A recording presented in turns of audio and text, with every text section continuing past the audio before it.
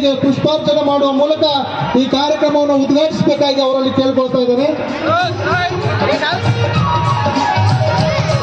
Doctor Baba Saheb Ambedkar ಅವರಿಗೆ, doctor Baba Saheb Ambedkar ಅವರಿಗೆ ಜೈ ಸಂವಿಧಾನ, ಜೈ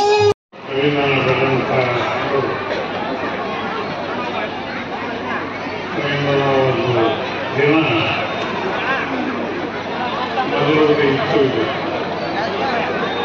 ಆದರೆ ಅದು ಈ ದೊಡ್ಡ ಪ್ರಮಾಣದಲ್ಲಿ ಎಂಥ ಒಂದು ಇದರಲ್ಲಿ ಈ ಒಂದು ಬಾಬಾ ಸಾಹೇಬ್ ಅಂಬೇಡ್ಕರ್ ಸಂವಿಧಾನ ಉತ್ಸವ ಸಮಿತಿ ಇರಲಿಲ್ಲ. ಹೀಗಾಗಿ ಇಂಥ ಒಂದು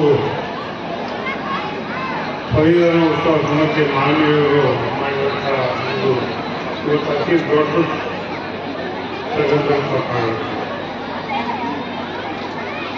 ಇಂಥ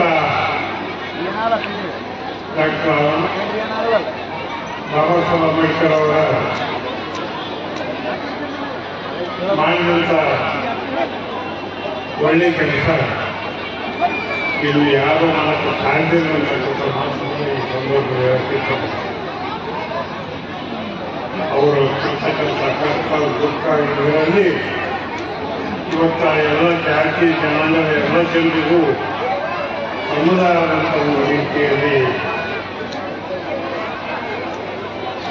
ಪ್ರತಿಯೊಂದು ಜನಾಂಗಗಳು ಸಮುದಾಯದಂಥ ಒಂದು ರೀತಿಯಲ್ಲಿ ಸಂವಿಧಾನ ರಚನೆ ಮಾಡಿ ಇವತ್ತು ಮಕ್ಕಳ ವೃದ್ಧರನ್ನ ಯುವಕರನ್ನ ಮೇಲೆ ಕೆತ್ತಕ್ಕಂಥ ಕೆಲಸ ಇದು ಅವರ ಇದರಲ್ಲಿ ಇವತ್ತು ನಾವೆಲ್ಲರೂ ಈ ವೇದಿಕೆಯಲ್ಲಿ ಕುರಿತು ಮುಂಬಾಗದಲ್ಲಿ ಕುರಿತು ವೀಕ್ಷಣೆ ಮಾಡ್ತಕ್ಕಂಥದ್ದು ಮಾತಾಡ್ತಕ್ಕಂಥದ್ದು ಆಗಿರತಕ್ಕಂಥ ಮಾತುಗಳ ಈ ಸಂದರ್ಭದಲ್ಲಿ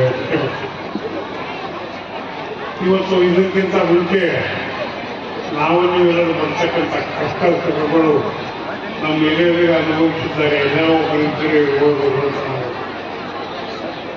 ಇಲ್ಲಿ ಕುರಿತಂಥವರು ವೇದಿಕೆಯಲ್ಲಿದ್ದಂಥವ್ರು ಯಾರಿಗೂ ನಮಗೂ ಅರಿವೇ ಇಲ್ಲ. ಡಾಕ್ಟರ್ ಅಂಬೇಡ್ಕರ್ ಅವರ ಒಂದು ಕೊಟ್ಟಂಥ ಕೊಡುಗೆ ನಮ್ಗೆ ಅರ್ಥ ಆಗೋಲ್ಲ. ಯಾಕಂದ್ರೆ ಅದು ದುಃಖನೇ ನಮ್ಗೆ ಗೊತ್ತಿಲ್ಲ, ಅದು ಕಷ್ಟನೇ ನಮ್ಗೆ ಗೊತ್ತಿಲ್ಲ. ಹೀಗಾಗಿ ಇಂದಿನ ಯಜಮಾನ ನೇತಾರರಾದಂಥ ಡಾಕ್ಟರ್ ಅಂಬೇಡ್ಕರ್ ಸಾಹೇಬರೇನು ಕಷ್ಟಪಟ್ಟಂಥ ದಿನಗಳೇನು ಇಲ್ಲವ, ಅಷ್ಟೇ ಸುಖವಾದ ದಿನಗಳು ಇವತ್ತಿನ ದಿವಸ ಇವತ್ತು ನಾವೆಲ್ಲರಿಗೆ ಕೊಟ್ಟು ಹೋಗಿ ಮಾತು ಕೈ ಎತ್ತಿ ಹೇಳಬೇಕು.